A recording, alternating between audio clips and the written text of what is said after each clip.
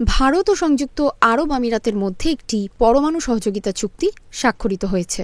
গতকাল সোমবার দিল্লিতে এই চুক্তি স্বাক্ষরিত হয়। চুক্তিতে নিজ নিজ দেশের পক্ষে স্বাক্ষর করেন ভারতের প্রধানমন্ত্রী নরেন্দ্র মোদী ও সংযুক্ত আরব আমিরাতের যুবরাজ শেখ খালিদ বিন মোহাম্মদ বিন জায়েদ আল নাহিয়ান। তুরস্কের বার্তা সংস্থা আনাদোলু জানিয়েছে, ভারতের প্রধানমন্ত্রী নরেন্দ্র মোদীর আমন্ত্রণে আমিরাতের ক্রাউন প্রিন্স এখন দিল্লিতে রয়েছেন। ভারতের পররাষ্ট্র মন্ত্রণালয় এক বিবৃতিতে বলেছে, ভারতের সঙ্গে আরব আমিরাতের বন্ধুত্বপূর্ণ সম্পর্ক রয়েছে। সাম্প্রতিক বছরগুলোতে ভারত ও আমিরাতের মধ্যে কৌশলগত অংশীদারত্বের উল্লেখযোগ্য অগ্রগতি হয়েছে। ভারত এতে সন্তুষ্ট।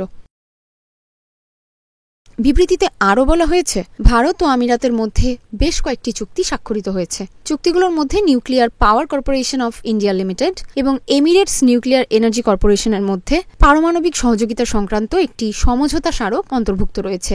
ভারতের পররাষ্ট্র মন্ত্রণালয় জানিয়েছে, পারমাণবিক সহযোগিতা বিষয়ক সমঝোতা স্মারকটি পারমাণবিক বিদ্যুৎ কেন্দ্র পরিচালনা এবং রক্ষণাবেক্ষণ, ভারত থেকে পারমাণবিক পণ্য ও পরিষেবার উৎস, পারস্পরিক বিনিময়ের সুযোগ অন্বেষণ এবং সক্ষমতা বৃদ্ধিতে সহযোগিতা বাড়াবে বলে আশা করা হচ্ছে।